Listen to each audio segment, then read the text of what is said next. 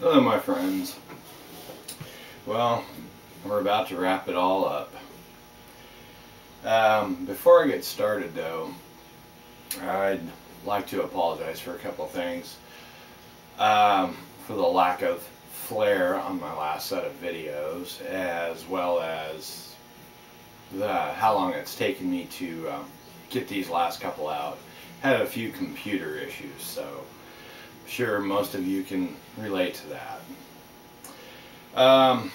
Before I get to the review on the targets and the shooting, I'd like to just make a couple comments.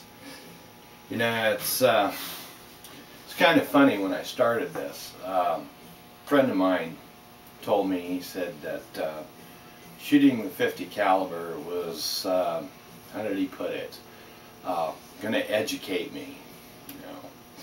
I honestly have to say, yeah, I got educated.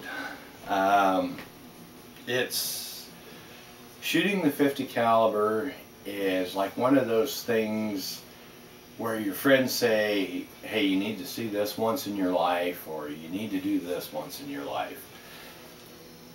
As a shooter, I would have to say, if you have the chance to shoot a .50 caliber, take it. Do it once in your life. It is definitely a thrill and an experience. Now, I did make the comment in my shooting videos a couple times as to taking a long-range shooting course, or you know, a course in large calibers. I still stand by that. There are some things to shooting the .50 cal that stand out from shooting standard, you know, your standard rifle rounds. I've been shooting for 30-some years, and like I said, I got educated. Yeah, but all in all, I want to thank those that helped make this possible, and you know, just it was a very exciting experience. So it's a magnificent weapon, but I'll get to that here in a little bit. We're going to go over the targets. Now, I sighted this in prior to shooting. Actually, I did it at night because I usually use a laser to bore sight my rifles in. Anyway, I used somewhat of a unorthodox method, and it worked for the most part. Anyway, when we got out to the range, to the 200-yard mark, and we got set up, my first two rounds, well, my first round was at about the 5 o'clock position, about 18 inches low. Did a second shot, put it within an inch of the first one, adjusted my elevation, you know, I mean, standard like you normally would, point of aim, adjust to point of impact. The third shot, I was a little high, so again, I adjusted my elevation, brought it in, and so basically, this was when I finally got to the target. Okay, I believe this was my first one, and these were the two following ones. And then this was at 200 yards. You know, I'm still trying to dial it in. Anyway, then I took a clean target, so that was basically, you know, 6 rounds. And I moved, if you remember the video, I moved to the second 200-yard target. Okay, and then in the first one, the first shot I took on the clean target, we put it here. And the second one, we ended up over here. Now this is where I started experiencing a slight malfunction with the hardware. And I want to emphasize it was not the rifle and it was not the scope. So the next two shots were here. Okay, let me get to the malfunction here in just a second. Anyway, so basically, you know, we got on target at 200 yards. After I stopped the video, then I did a photo shoot because I'm gonna be doing another video, kind of a slideshow deal, and also working on a short article. So I got some pictures, and then we moved back to the 400-yard mark. Now I want to apologize because I don't have any of the targets to show you from 400 yards. Now this is where the technical malfunction came into play.